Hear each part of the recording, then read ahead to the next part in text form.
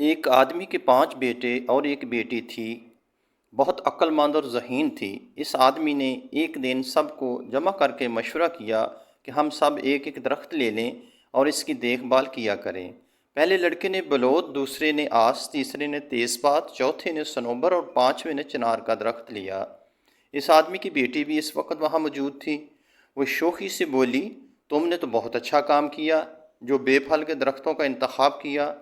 بھائیوں نے کہا کہ ہم اپنی عنایت اور محبت بانٹتے ہیں اور کسی پھل کی توقع نہیں رکھتے۔ بہن نے کہا، جو تمہارا دل چاہے کرو، میں تو زیتون کا درخت ہی لوں گی جس سے بہت سا پھل پیدا ہوتا ہے اور ہر ایک کے کام آتا ہے۔ یہ سن کر باپ نے خوشی سے کہا، اے بیٹی، میں تجھے عقل مند کہتا ہوں، وہ بیجا نہیں ہے، اس لیے کہ جس چیز میں کوئی فائدہ نہیں اس کا اختیار کرنا بھی غیر مفید ہے۔